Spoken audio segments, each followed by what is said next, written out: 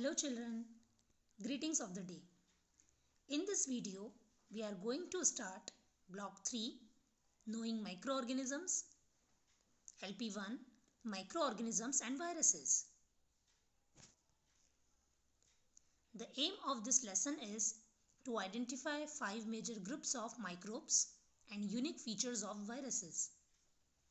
The keywords are microorganisms, viruses and microbes. Students, this world has such diverse size of living organisms, right from this blue whale to an elephant, a cat and a butterfly. But do you think does it ends here? No, there is so much more beyond our imagination, and you won't even believe that they are not just millions or billions, but there are more than trillions of organisms that you and I even can't see. These organisms are called microorganisms. Do you want to know more about them? Here they are. These are the different kind of microorganisms I tried to show you in this picture.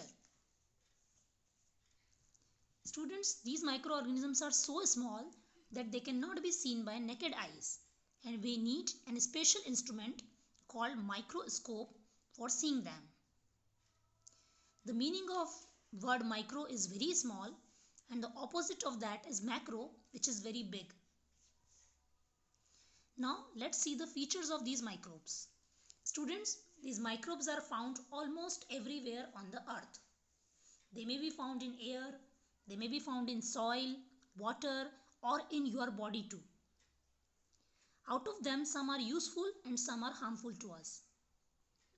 Students, the very tasty curd, bread, pav, whatever we are eating, they are just possible because of these microorganisms.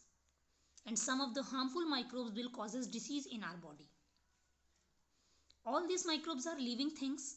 They may be unicellular or multicellular. Now what is these two terms? All the living organisms are made up of some basic units which are called cell. If an organism is made up of single cell, that is called unicellular, and if it is made up of more than one cell, it is called multicellular. So microbes may be unicellular or multicellular both. They require food, air and water to live, just like any other living being. Some produces their own food and some eat other organisms to survive. They can live in all kinds of environment, like extreme hot to extreme cold conditions. Some may obtain in fresh water, some may obtain in sea water, some will be present on the surface of the sea water, some are present at the depth of sea water. So such type of diversity is possible in them. Some microbes live freely and some grow inside other organisms. Some live alone like amoeba and some live in colonies like bacteria and fungi. Now let's see the classification of these microorganisms. These microorganisms are classified on the basis of their size, shape, structure, way of getting food, habitat and many more. So these are bacteria, fungi, protozoa, algae, virus. Let's see them in detail. Bacteria. Bacteria are single-celled or unicellular organisms. They are found everywhere. Just I told you previously that they may be found in air, water or in your body also. They exist in different shapes. Maybe rod shaped, maybe spiral shaped or maybe comma shaped. Fungi. Fungi may be unicellular or multicellular. They may be saprophyte or parasite in terms of mode of nutrition. They generally found on dead organic matter. That's why they are called death lover.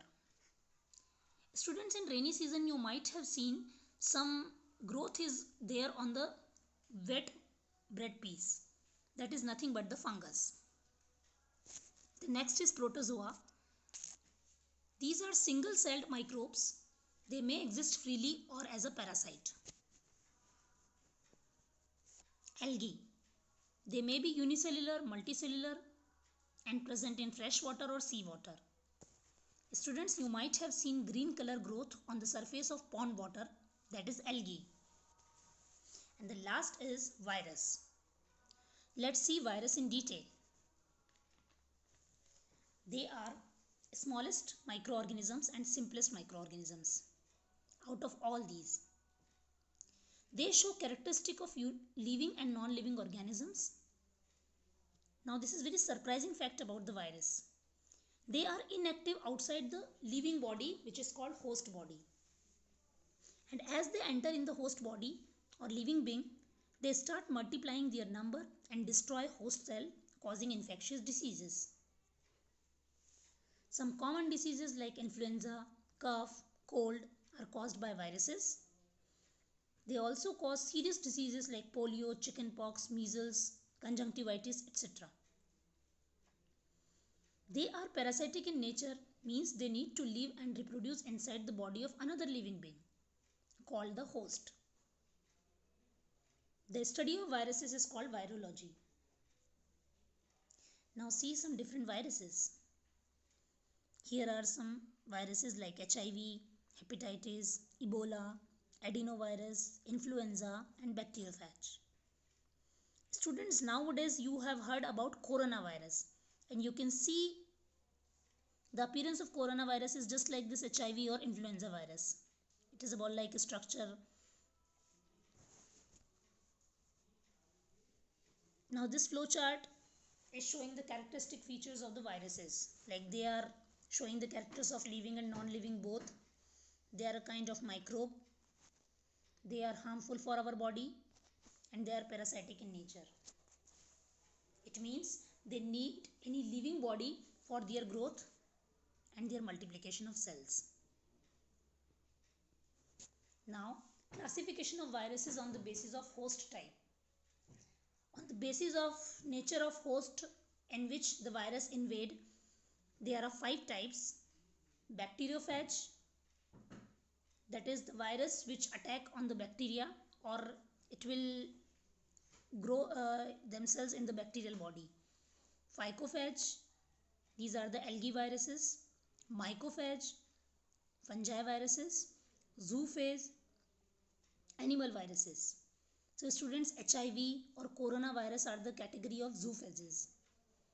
Phytophage are the viruses which will attack the plant's body. Now here there are 2 structures of animal virus and bacteriophage.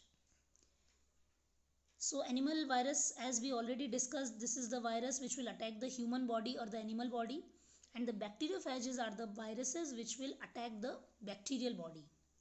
Now if you will see the structure of bacteriophage, it mainly consists 2 parts, head and tail. The head part of the virus still consists some genetic material within it, that is DNA. Sometimes it may also have RNA. And the outer covering of this DNA is made up of, or the head of the body is made up of proteins. Now at the base of the head you can see a neck region which will connect the head to the tail of the virus. The elongation of neck or the continuation of the neck is tail, which is covered by the tail sheath. At the base of the tail you can see end plate through which some tail fibers are arising. Now students, these tail fibers are helping the virus to attach on the cells of the host body. Once the virus will attach to the cells of the host body successfully, then it will start releasing its DNA or genetic material through the tail into the cell of the host body. And then it will start multiplying within the body. Now students, this is the time for recapitulation. Microorganisms are living things which can be single-celled or multicellular. They cannot be seen by naked eyes and we need a special device to see them, that is microscope. Microorganisms are also known as microbes or germs. They are found everywhere, in water, in soil, in our homes, inside and outside of our body, etc. They are divided into 5 groups, and these are algae, fungi, bacteria, protozoa, and virus. Viruses are parasitic in nature, and these are the smallest microorganism among all 5. They are non-living things outside the host body or the living body, but as they enter into the host body, they begin to show the characteristics of living things.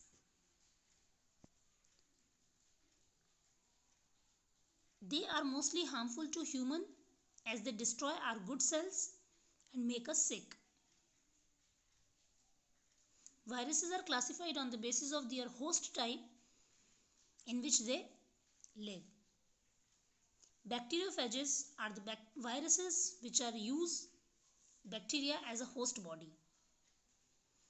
Bacteriophages has 2 parts, head and tail.